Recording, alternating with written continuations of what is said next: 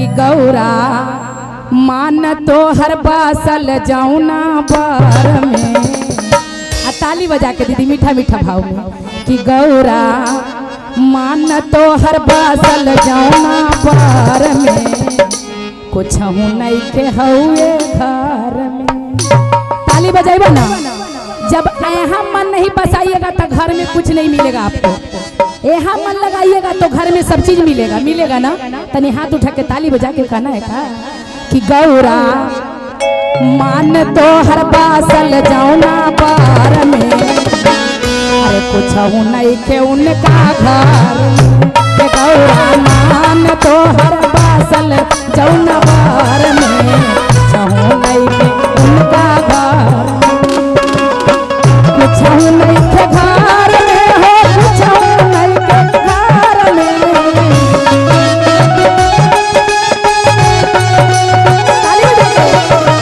कुछ नहीं के घर में हो कुछ नहीं के घर में।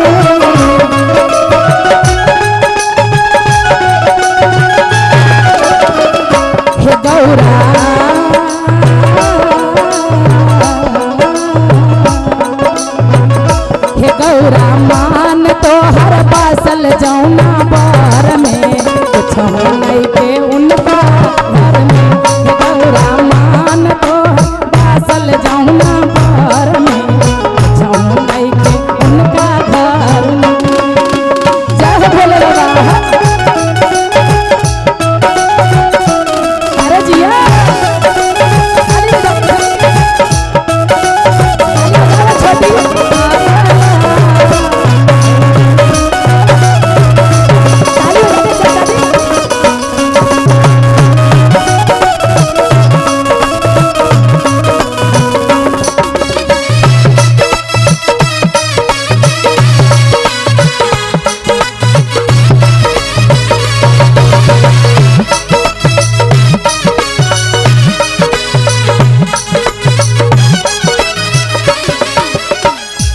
गौरा तनी तोरा कौची देख के मन लोभा गइल। कितना पुण्य कैल ह।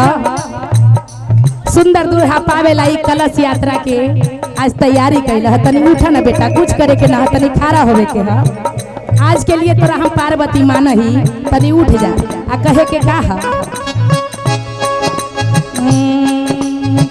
मारे बात तू चल लागले नाही टाती।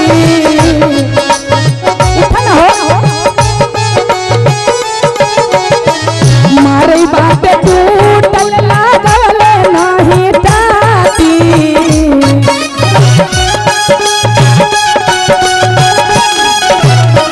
ए बेटा तोरा माना करली कि बौराहा वाला पूजा न कर लेकिन तू मानबे न कैला तैयो तोरा ई पगलबे मिलल ह।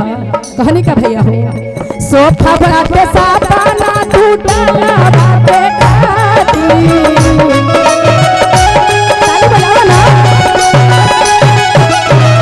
मारे बाटे टूटल लागले नाही टाटी। सोफा बाटे सापाना टूटला बाटे काटी। गौरा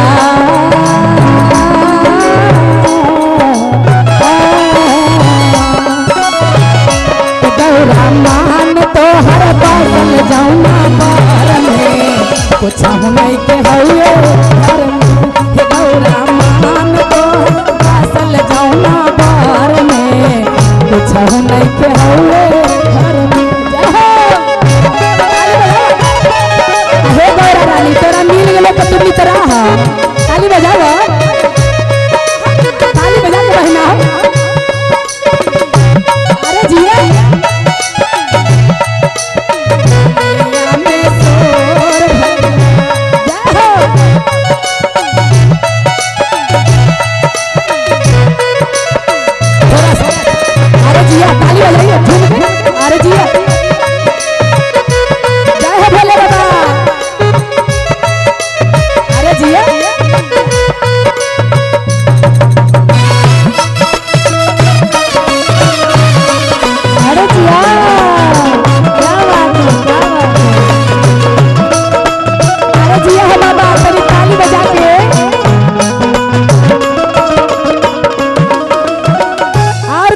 सखी कि तू सोचत होगा कि हिमाचल घर में पूरी मिठाई खात रहली ना, दूध मलाई कितना अच्छा सुंदर सुंदर पापा जी पिलैलन है दूध, इतना हरियाल हरियाल चेहरा है। जब ससुराल में खैबा ना अपने से रोटी बेल के तो ई चेहरा के जे फूल खिली जे मरुआ जाए।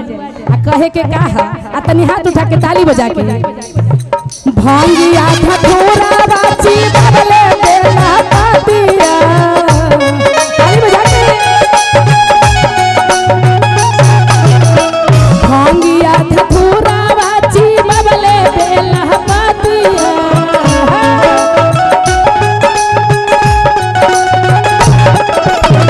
संजू भैया दूध मलाई के ममोसर ना है पार्वती, टेंशन काहे लले है। दूध बाटे सापाना खोबा कोरा पाना,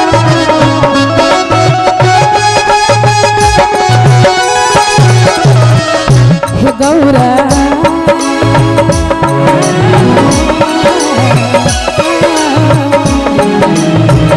हे गौरा मान तो हर बासल जहुना बार में कुछ नहीं के हौले तो हर बासल जहुना बार में कुछ नहीं के हौले। अबे कहा हे गौरा मान तो हर बासल जहुना बार में कुछ नहीं के हौले।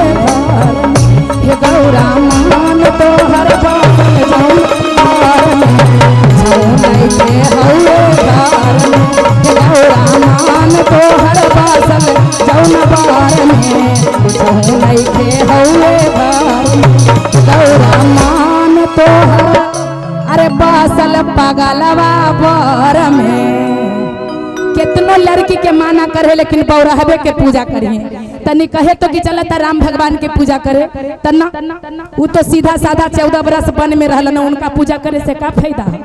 लेकिन बौरहवा के पूजा कैला से यही है कि करीब के मिले है लेकिन सबके बड़ी माना है, इसीलिए महादेव के पूजा करते हैं। बोले सच्चे दरबार की पार्वती मैया की।